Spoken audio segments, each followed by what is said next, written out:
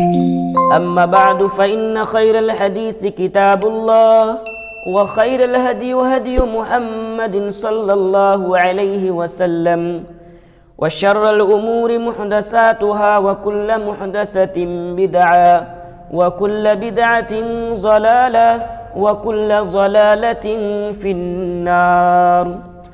أعوذ بالله من الشيطان الرجيم. بسم الله الرحمن الرحيم.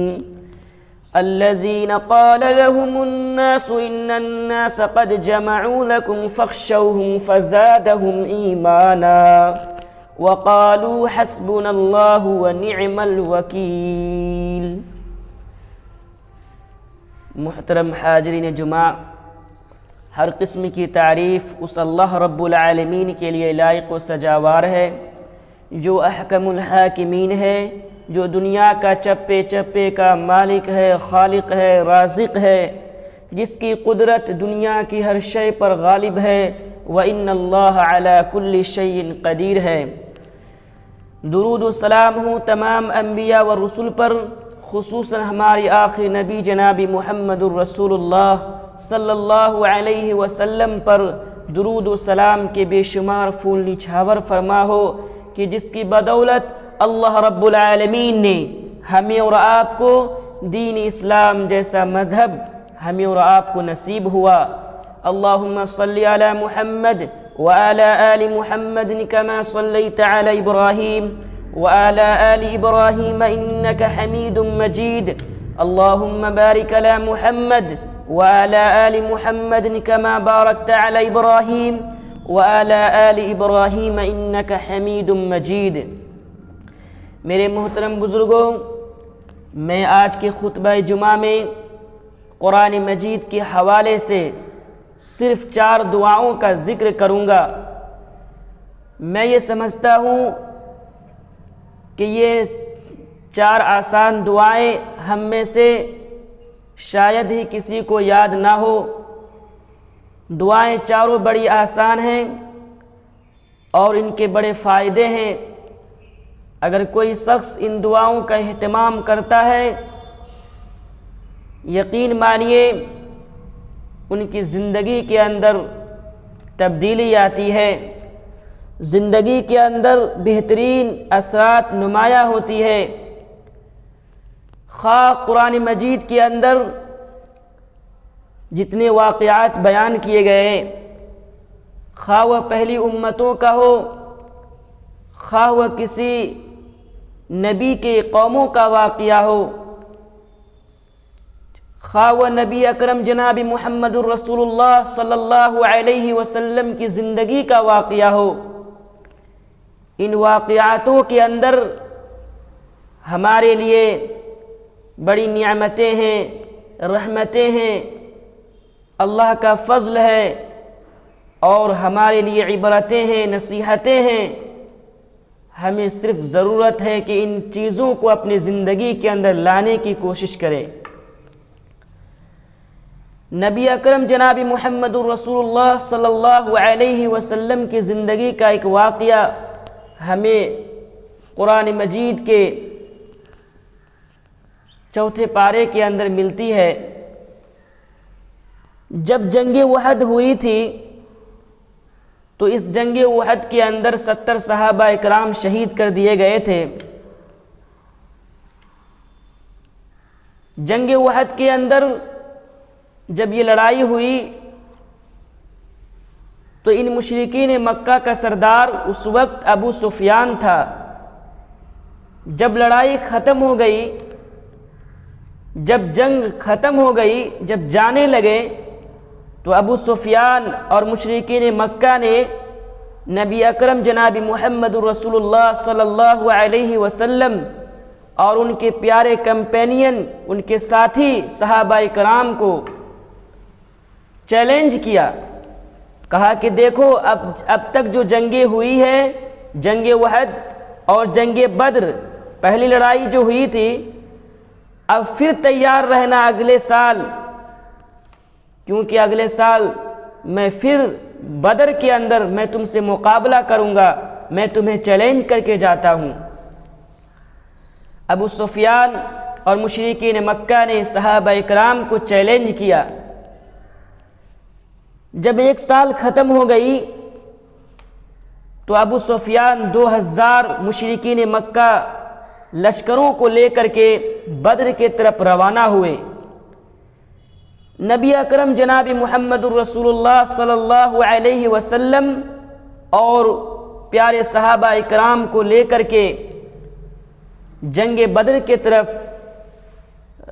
نبی اکرم جناب محمد الرسول اللہ نے بھی روانہ ہوئے۔ جیسے ہی مکہ سے نکلے جنگ بدر کے لیے بدر کے میدان کی طرف، یہ ابو سفیان جو چیلنج کیا ہوا تھا صحابہ اکرام سے، اسے معلوم تھا کیونکہ یہ مومنوں کے صحابہ اکرام اور نبی اکرم جناب محمد الرسول اللہ صلی اللہ علیہ وسلم کے جوش اور جذبے کو پہلے ہی یہ دیکھ چکا تھا۔ اس کو لڑائی کرنے کا اور جنگ کرنے کا اس کا کوئی ارادہ نہیں تھا۔ یہ جب جانے لگے تو ایک قافلہ مدینہ کی طرف روانہ ہو رہے تھے، ان سے یہ کہہ کر کے یہ خبر پھیلائی، یہ افواہیں پھیلانے کی کوشش کی اور پھیلایا کہ جاؤ نبی اکرم جناب محمد رسول اللہ صلی اللہ علیہ وسلم کو یہ خبر پہنچا دو۔ انہوں نے ایک قافلہ تیار کیا اور ان قافلوں کے طرف سے یہ کہہ کر کے بھیجوایا کہ جاؤ اس سے کہنا نبی اکرم جناب محمد رسول اللہ صلی اللہ علیہ وسلم اور صحابہ اکرام سے کہنا کہ تم نے جو اب تک جو جنگیں کی، جنگ احد اور جنگ بدر، لیکن اب جو ابو سفیان جو لشکر لے کر کے آ رہے ہیں وہ بڑی تعداد میں ہیں اور تم اب اس سے مقابلہ نہیں کر سکتے۔ اس کے آنے کی اور اس کی نکلنے کی خبر صحابہ اکرام کو اور پیارے نبی صلی اللہ علیہ وسلم کو خبر پہلے ہی ہو چکی تھی کہ انہوں نے اپنے لب و لشکر کو لے کر کے یہ بدر کی طرف روانہ ہو گئے، لیکن اس کا ہمت کام نہیں کیا، اور کیونکہ انہوں نے صحابہ اکرام کے جوش اور جذبے کو پہلے ہی بھانپ چکا تھا میرے بھائیوں، تو انہوں نے بدر کے میدان سے جانے سے پہلے ہی یہ مکہ روانہ ہو گئے۔ یہ قافلہ جب پیارے نبی صلی اللہ علیہ وسلم کے پاس پہنچے اور صحابہ اکرام کو جب یہ اطلاع دی کہ اب مشرکین مکہ اور ابو سفیان نے بہت بڑی لشکر کو لے کر کے تیار ہیں اور بڑی لشکر کو جمع کیے ہوئے ہیں اور جو تم پر حملہ کرنے والے ہیں، تم اس سے نہیں لڑ سکتے، یہ دہشت اور خوف زدہ کرنے کے لیے یہ باتیں یہ بیان کر رہے تھے۔ اللہ تعالیٰ نے اس وقت کے واقعوں کو قرآن مجید کے اندر ریکارڈ کیا اور اللہ تبارک و تعالیٰ نے قرآن مجید کے اندر ہمیں اور آپ کو بتلایا، فرمایا کہ جب یہ قافلہ گئے اور اس وقت کا جو منظر تھا یہ قرآن نقشہ کھینچتا ہے۔ الذين قال لهم الناس ان الناس قد جمعوا لكم فاخشوهم فزادهم ایمانا،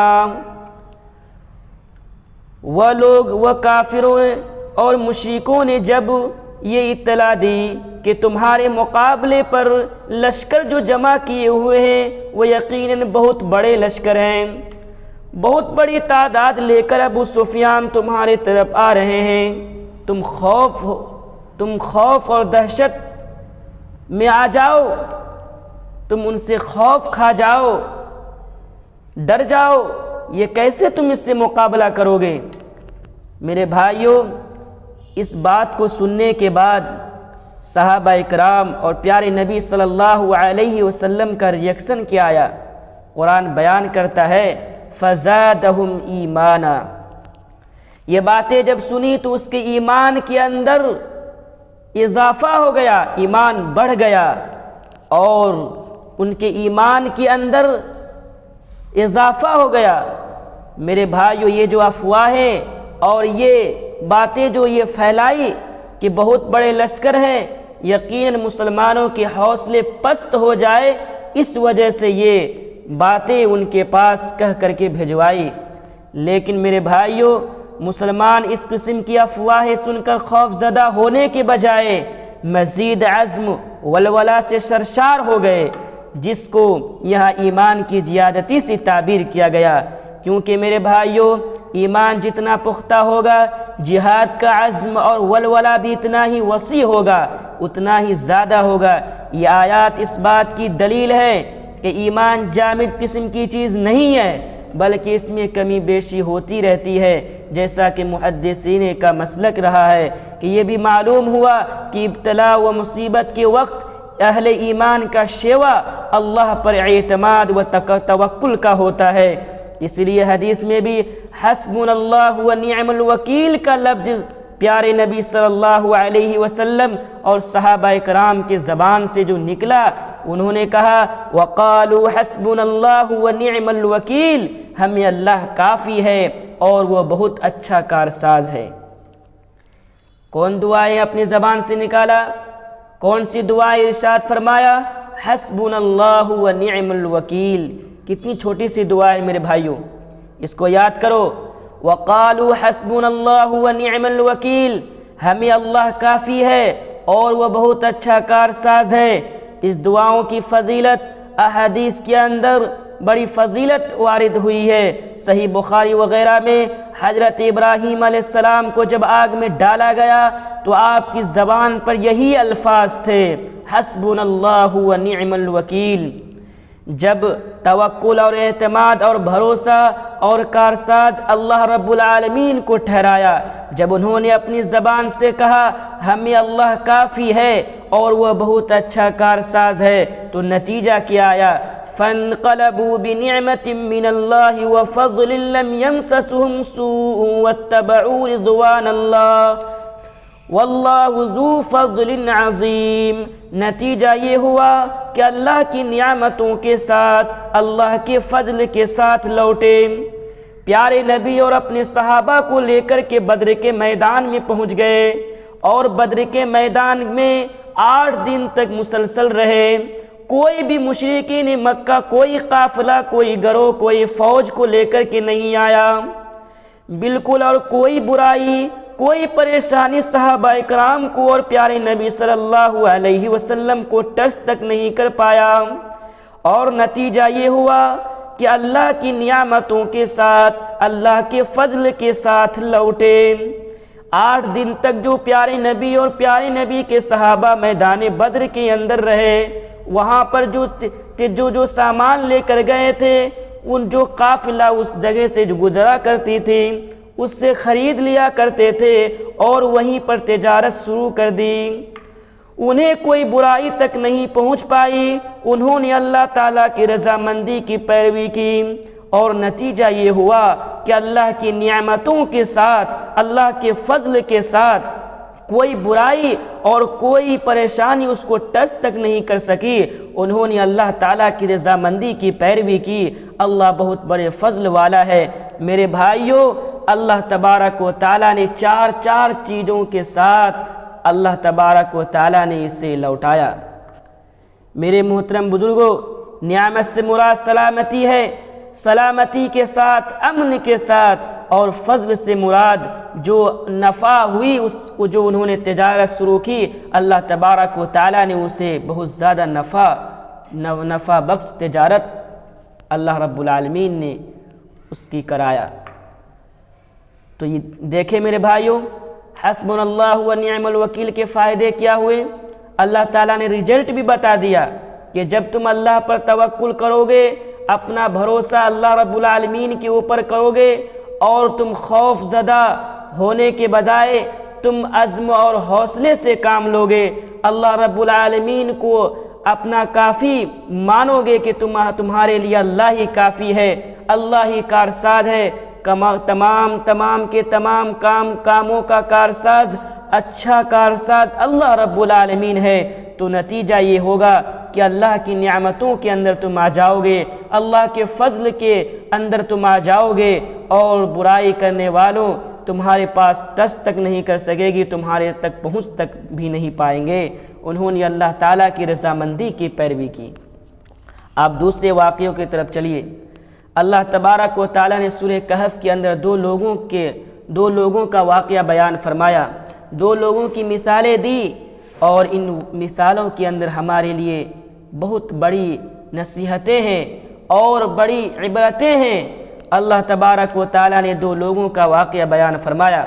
اللہ تعالیٰ فرماتا ہے وَاضْرِبْ لَهُمْ مَثَلَ الرَّجُلَيْنِ جَعَلْنَا لِيَهْدِهِمَا جَنَّتَيْنِ مِنْ أَعْنَابٍ وَحَفَفْنَاهُمَا بِنَخْلٍ وَجَعَلْنَا بَيْنَهُمَا زَرْعًا، اور انہیں ان دو شخصوں کی مثال کو بیان کر دیجئے۔ دو لوگوں کا مثال اللہ رب العالمین نے قرآن مجید کے اندر بیان کرتا ہے۔ دو لوگ تھے، دو شخص تھے، ایک بہت بڑا امیر تھا اور ایک بہت بڑا غریب تھا۔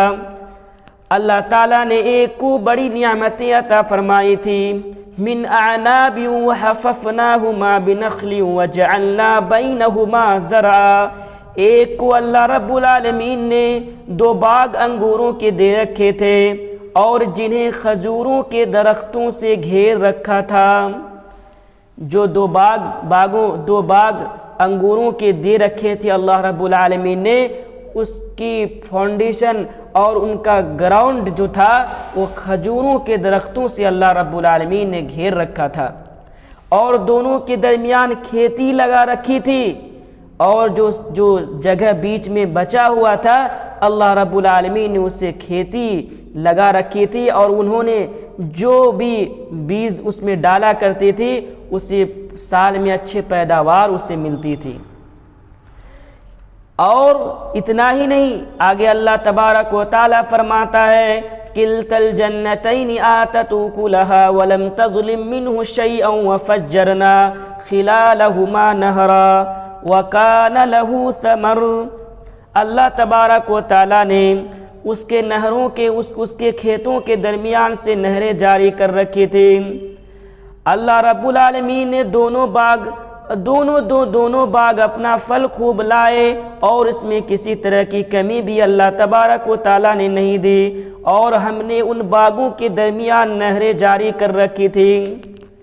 ایک دن ہوا یہ کہ وہ غریب جو اس کا بھائی تھا اس کو لے کر کے اپنے باغ کے اندر داخل ہوا، اور غرور اور تکبر سے کہنے لگا وَدَخَلَ جَنَّتَهُ وَهُوَ ظَالِمٌ لِنَفْسِهِ قَالَ مَا أَظُنُّ أَن تَبِيدَ هَٰذِهِ أَبَدًا، اور یہ اپنے باغ میں گیا اور کہنے لگا تھا ہی اپنے جان کے اوپر ظلم کرنے والا، کہنے لگا میں خیال نہیں کر سکتا کہ کسی وقت بھی یہ چیز، یہ باغیں، یہ انگوروں کے جو باغ ہمیں اللہ رب العالمین نے دی ہے یہ کبھی ختم ہوگا، کبھی ختم ہونے والا نہیں ہے۔ بھائی اگر آج کوئی اپنے مکان میں کھڑا ہو کے یہ تو نہیں کہتا ہے کہ یہ مکان میرے ہمیشہ رہنے والی ہے، کوئی نہیں کہہ سکتا، کیونکہ سب کو معلوم ہے کہ ایک دن مرنا ہے، اور مرنے کے بعد اس دار فانی کو الوداع کہنا ہے، اسے چھوڑ دینا ہے۔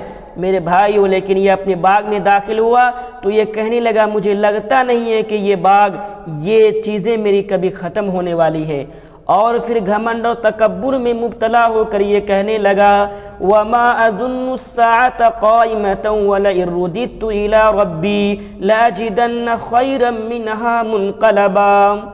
مجھے لگتا نہیں ہے کہ یہ قیامت اور حشر و نصر کوئی چیز ہے، قیامت قائم ہونے والی خیال میں نہیں کرتا کہ قیامت بھی ہونے والی ہے۔ میں اپنے رب کی طرف اگر لوٹا بھی دیا گیا تو یہ یقین ہے مجھے کہ یہ باغیں اور اس لوٹنے کی جگہ میں اس سے بہتر مجھے مل جائے گا، یہ باغ واپس مجھے مل جائے گا، اور یہ قیامت ویامت میں کچھ مانتا نہیں ہوں، میں نہیں سمجھتا ہوں کہ یہ قیامت بھی کوئی چیز ہے۔ میرے بھائیوں، ان کا بھائی جو اس کے ساتھ جو غریب تھا اسے سمجھایا اور کہنے لگا یہ تکبر اچھی چیز نہیں ہے، تم نے اپنے اس انگوروں کے باغات کے اوپر اور اپنی کھیتیوں کے اوپر اور پیسے اور جائیداد کے اوپر تمہیں اتنا گھمنڈ ہو چلا کہ تم حشر اور قیامت کا بھی انکار کر ڈالا۔ ارے تم نے اپنے باغ کے اندر داخل ہوا تو تم یہ کیوں نہیں کہہ دیا وَلَوْلَا إِذْ دَخَلْتَ جَنَّتَكَ قُلْتَ مَا شَاءَ اللَّهُ لَا قُوَّةَ إِلَّا بِاللَّهِ، جب تم اپنے باغ کے اندر داخل ہوا تو یہ کیوں نہیں کہہ دیا کہ اللہ کا چاہا ہونے والا ہے؟ کوئی طاقت نہیں ہے مگر اللہ کی مدد۔ جو چیز تمہیں حاصل ہے وہ تمہاری کوئی طاقت نہیں ہے، تمہاری کوئی نالج نہیں ہے، یہ اللہ رب العالمین کی طاقت ہے، قدرت ہے جو اللہ تعالیٰ نے تجھے دی ہے۔ ان ترنی انا اقل منک مالا وولدا، اور تو مجھے مال و اولاد میں اپنے سے کم دیکھ رہا ہے تو میری غریبی کا مذاق اڑا رہا ہے۔ مجھے پوری یقین ہے اللہ رب العالمین سے، فَعَسَىٰ رَبِّي أَن يُؤْتِيَنِي خَيْرًا مِّن جَنَّتِكَ وَيُرْسِلَ عَلَيْهَا حُسْبَانًا مِّنَ السَّمَاءِ فَتُصْبِحَ صَعِيدًا زَلَقًا۔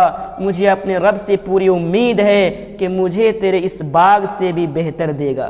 پڑھا کیا تھا انہوں نے؟ ما شاء اللہ لا قوت الا باللہ۔ کس بات کی تلقین کی تھی؟ کس بات کی نصیحت کی تھی؟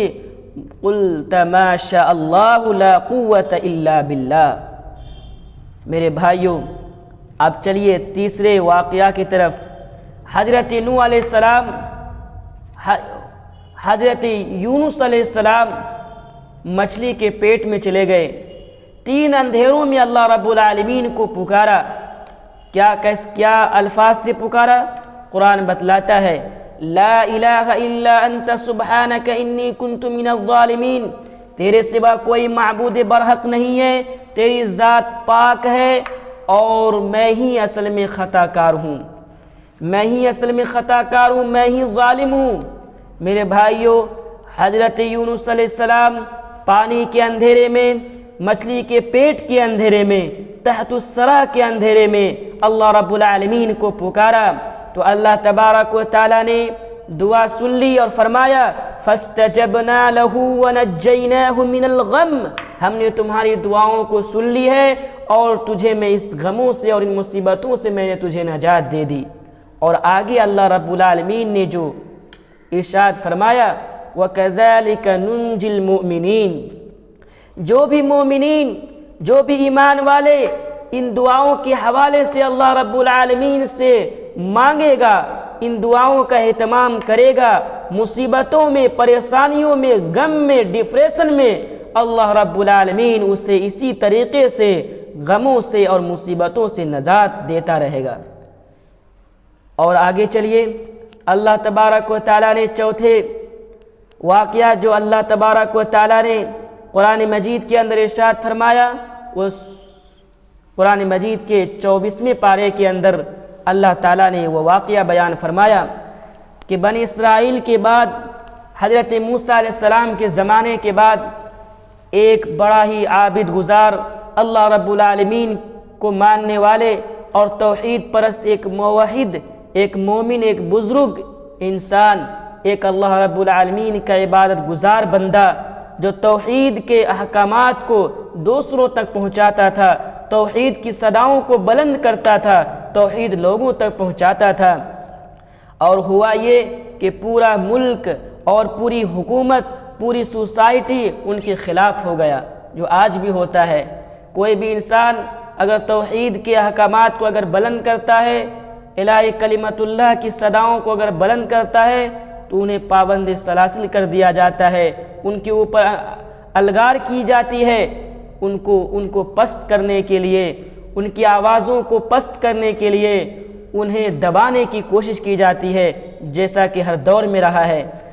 یہ عابد گزار بندہ، یہ اللہ رب العالمین کے احکامات کو پھیلانے والا اور توحید الہی کے احکامات کو دوسروں تک پہنچانے والا، اس بندے کے واقعوں کو اللہ تبارک و تعالیٰ نے بیان کر کے ہمیں اور آپ کو یہ نصیحتیں دی، یہ پیغام دیا۔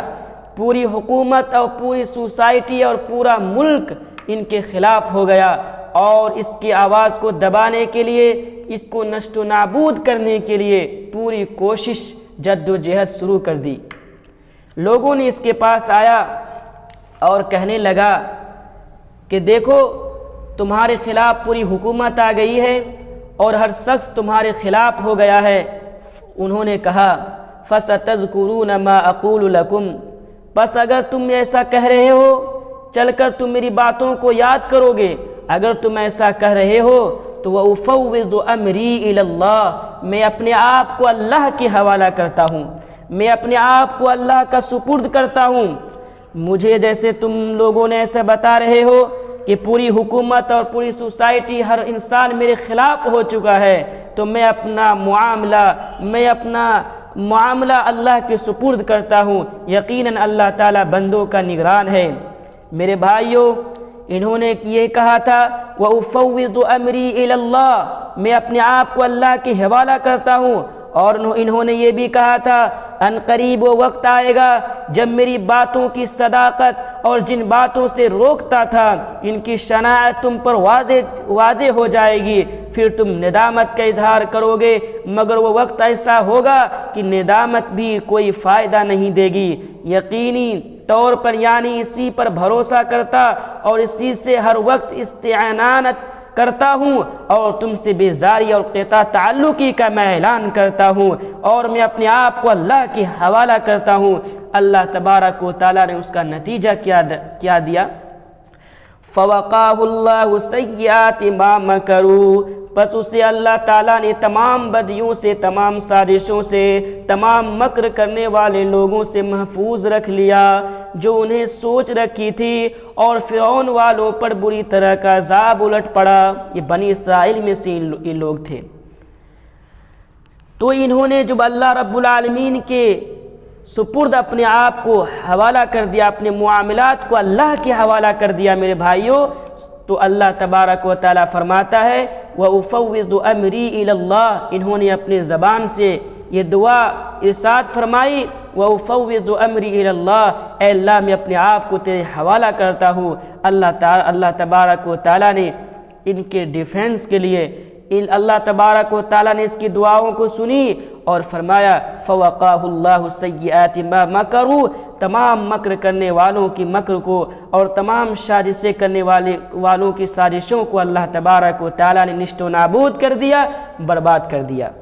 میرے محترم بزرگوں، میں نے قرآن مجید کے حوالے سے 4 دعاؤں کا ذکر فرمایا کہ جب خوف ہو اور جب یہ ڈر ہو کہ دشمن ہمارے اوپر ہمارے خلاف ہے، ہمیں مٹانے کے لیے، ہمیں تکلیف پہنچانے کے لیے تیار ہو رہی ہے، تو ہمیں کیا پڑھنا چاہیے؟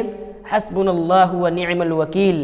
اور جب ہم اپنے نعمتوں کو دیکھیں، اپنے گھروں کو دیکھیں، اپنے مکانات کو دیکھیں، اپنے گاڑی، اپنے بنگلوں کو، اپنی اولاد کو، جو بھی اللہ تبارک و تعالیٰ نے آپ کو، اللہ تبارک و تعالیٰ نے نعمتوں سے سرفراز فرمایا ہے، نوازا ہے، ان نعمتوں کو دیکھ کر کے اللہ کا شکر ادا کیجئے، اور ان نعمتوں کو دیکھنے کے بعد ماشاء اللہ لا قوت الا باللہ پڑھنا نہ بھولیے۔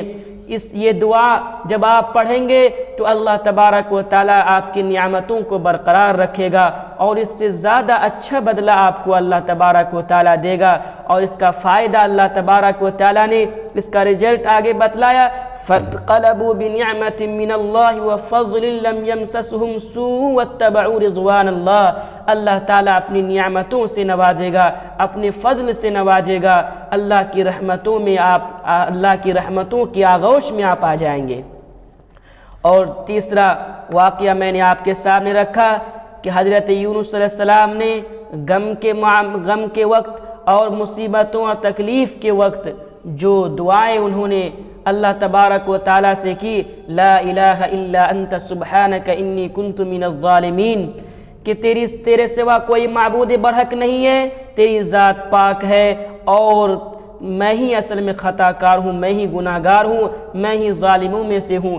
میرے بھائیوں، ان دعاؤں کا اہتمام اگر آپ کرتے ہیں تو اللہ تبارک و تعالیٰ نے آگے رزلٹ بتلایا کہ نتیجہ یہ ہوگا وَكَذَلِكَ نُنْجِي الْمُؤْمِنِينَ، جو بھی مومنین اس دعا کے حوالے سے اللہ تبارک و تعالیٰ سے مدد چاہتا ہے، اللہ تبارک و تعالیٰ یقیناً اس کی دعاؤں کو قبول فرماتا ہے۔ اور تیسرا میں نے واقعہ آپ کے سامنے رکھا کہ جب پوری قوم اور پوری برادری اور پورے کے پورے لوگ آپ کے لیے، آپ کے خلاف اگر سازشیں کرتا ہو، اگر آپ کے خلاف تدبیریں کرتا ہو، آپ کے خلاف مقدمہ کرتا ہو، آپ کو دبانے کی کوشش کرتا ہو، آپ کی عزتوں کو اچھالتا ہو تو آپ اپنے معاملات کو اللہ کے حوالے کر دیجئے۔ وَأُفَوِّضُ أَمْرِي إِلَى اللَّهِ، نتیجہ یہ ہوگا فَوَقَاهُ اللَّهُ سَيِّئَاتِ مَا مَكَرُوا، مکر کرنے والوں کی مکر کو، سازشیں کرنے والوں کی سازشوں کو اللہ تعالیٰ ناکام بنا دے گا، اور اللہ تبارک و تعالیٰ آپ کو سرخ روئی عطا فرمائے گا۔ میرے محترم بزرگوں، یہ 4 دعائیں تھیں جو میں نے آپ کے سامنے آج کی خطبہ جمعہ میں رکھنے کی